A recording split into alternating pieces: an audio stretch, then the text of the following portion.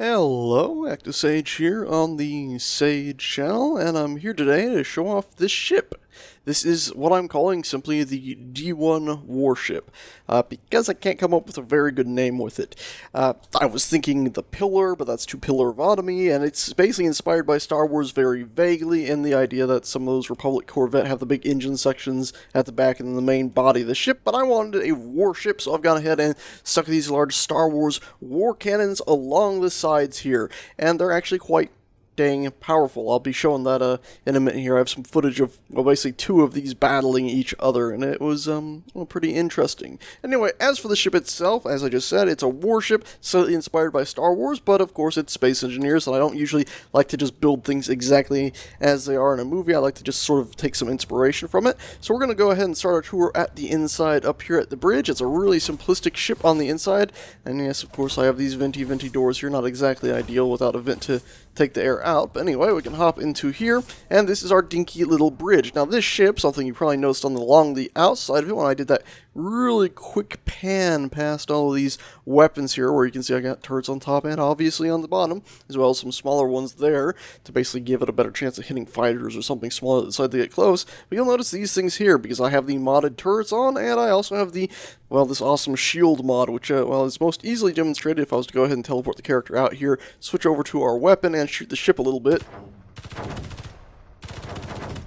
It's awesome. I love it. Anyway, back on the bridge, that's why the bridge is, well, so obviously exposed, because, well, the ship does have some shielding. Of course, if the bridge gets taken out, well, that's sort of a game over, but, well, the ship will keep on shooting. Anyway, we can turn around and head down our nice little stairwell here with all of our slanted walls, and by the way, those lights do work pretty well, don't they? Anyway, heading down here, this is sort of a living area I decided to toss together. You can see we got a vent here, and actually I have another vent over here, and they might look a bit odd, because, well, they're actually quite odd and cramped down below this deck. I'll be showing in a second. I stuck in a nice little living hallway with three little bunks here, obviously just using the passageway on its side as a bunk.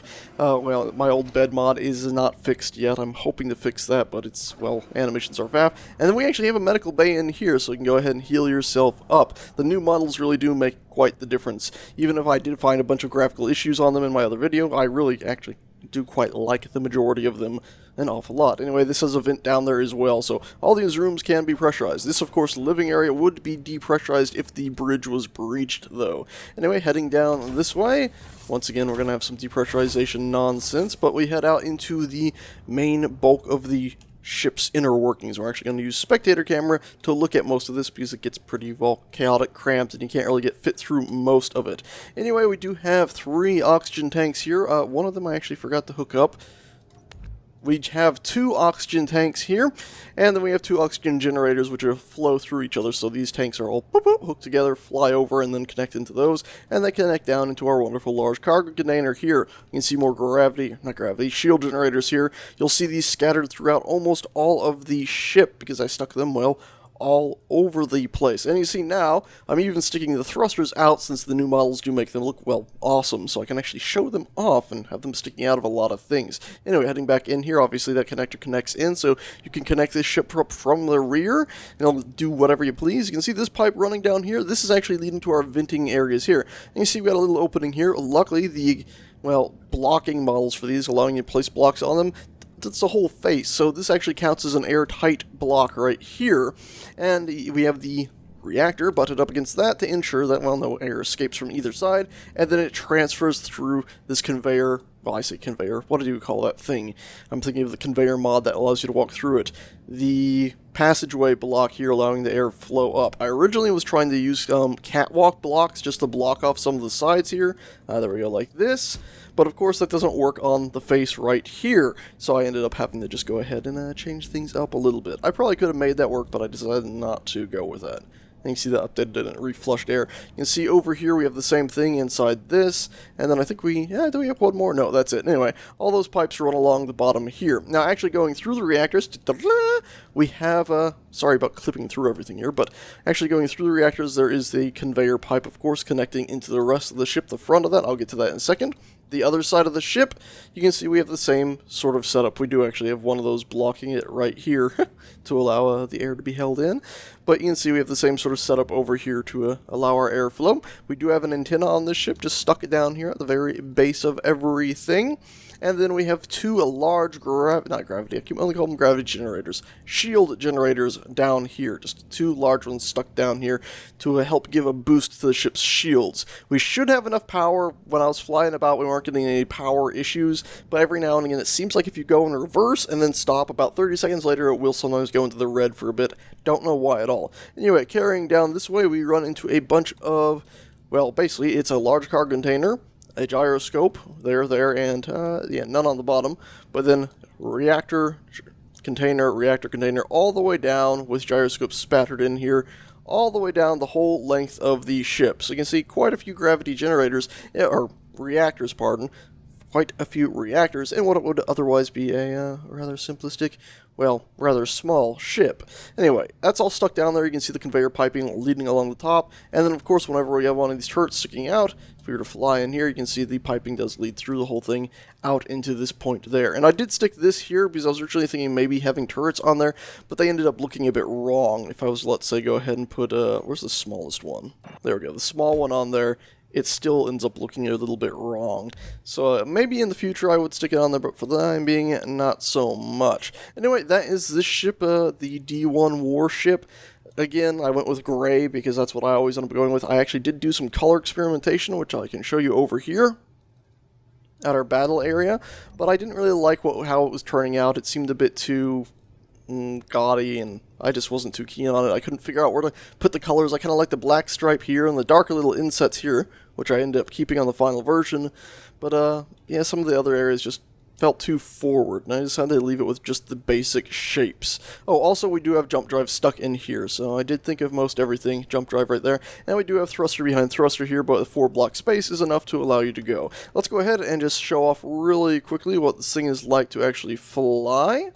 Hop in here, teleport ourselves back up here really quickly, and let's go to, there we go, there's a person, and we can start flying ourselves out there. And you can see acceleration is actually pretty fantastic. Deceleration, on the other hand, if we were to just stop, it's not the best in the world. It does have a fair few engines. When it comes to strafing, you can see we have itty-bitty engines up top and on the bottom, and then looking there right between the two large nacelles, we got a few little ones stuck in there. And you see the nacelles are, well, held on by like 3 pillars that reach out to them. They barely ever get shot in half. Anyway, let's go ahead. I think something we're going to do is fly ourselves out here, and we're going to set this as a pirate ship and just watch it get blown up for the heck of it. So you guys can see what this whole thing, well, what these ships look like when they're opening fire. And you might see a few little silly faux nonsensical things happen here, and the fact that sometimes the turrets like to shoot each other and cause the ship's shields to drop. Anyway, we're just spinning this around so we can use the large thrusters to slow us up a little bit quicker. Okay. There we go. I'd say that killed our speed pretty well, didn't it? Anyway, let's fly this in, and we'll set it as a pirate thing. Oh, also, I would usually use, at this point, F7 to try to get our spectator cam back over here, but F7 no longer seems to have too much of a purpose. I do F7, and it's just sitting out here. I can't do anything. F8, same thing. So F7 seems to be broken at the moment. Let's fly this camera back over to where we were there and set this as a baddie ship, and we'll have a little tiny firefight here. It's drifting downwards, but whatever. And space pirates. Oh.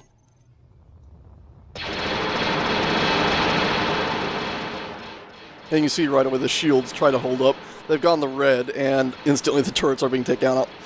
And I love the new explosions they've added now, of course, when a reactor gets destroyed or something. I absolutely adore the fact that it has that sort of boom and burst and a few other things. So anyway, now it's breaking up. We can get a close look at it here as well. Yeah, it's pretty damn cool to see stuff break up in this game, isn't it? Anyway, these turbolasers are pretty damn powerful, but I absolutely love the sound of them, and of course to see the beams fly about and devastate things. Anyway, to end this video, let's have one more. What are you shooting at? Silly bugger. You can see a little fire here, but the thing is, if we were to teleport our character over here, and I believe it was number 5, number 2, get this out, believe it or not, these are still actually fine, even though they've got a little fiery. And you see the fire lines, they were able to do some pretty serious damage. I don't know why the heck you're still shooting. There's barely anything left here. Absolutely love the devastation from all this anyway. Anyhow, let's go ahead and get ourselves inside this ship's bridge and set it up to be a space piratey thing, and we can have ourselves one last sort of battle between the two of these, and you already saw them firing from afar, so let's see them firing from up close. What do you say, right here? Sound good to you all? I think it should be good enough. And fire!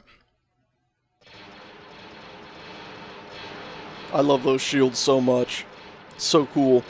Oh, and there we go, the shields have dropped. And, oh, instantly a whole line of turrets are down.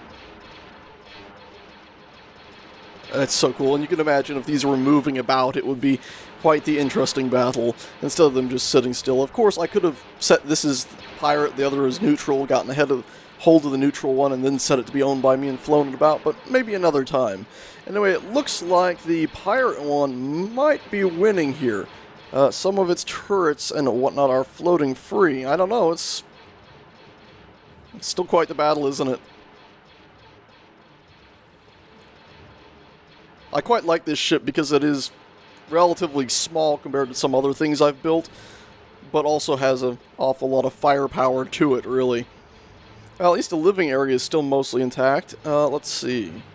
I can't tell who's winning because the ally ship over there seems to have taken quite the hit. You can see its front section's broken up into a bunch of little pieces similar to this one's. It's amazing. It's like the AI is very similar and both ships are almost equally matched, so they break up in a very similar fashion. They're now both basically firing with what little turrets they have. Looks like basically 3 turrets, the one bottom turret down here and those 2 up there, at each other's reactors. In fact, I'm surprised this ship is still firing. There's 1 reactor left in here functioning. All the others have gone bust at this point. Shall we go ahead and see how the other ship is faring? I'm assuming almost exactly the same. Well, it still had some of its big turrets left, but oh wow, look at this! It's actually the very front of the ship that's actually still firing.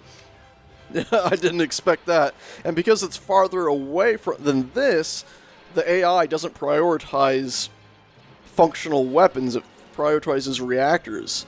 So it's just chewing through this, while that one is attempting to chew back through. Did you see that boom? It just won. The ally ship won because the front section separated and drifted away, allowing it to have a capable firing pattern, or allowing it to be a less vital target to the enemy AI. Wow, I can't believe this little front section is what won it.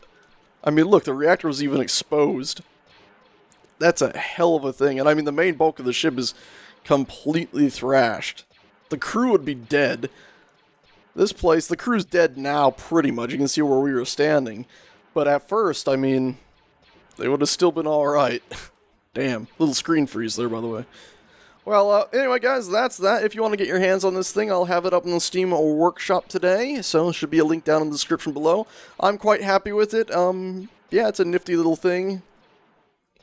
I'm very happy with it. I think I'll be using this more frequently just to sort of test other things and, you know, copy and paste it around and have sort of big battles or whatnot. Or if I decide to test on one of my new ships, this will probably be the thing I paste in there to go ahead and shoot at it. Because, well, I just saw Rogue One and I like Star Wars weapons and it's in the back of my head, so I just want to hear this pew pew sound all the time now. Anyway, thanks so much for watching, guys and gals, and I shall see you all next time. Ta-ta.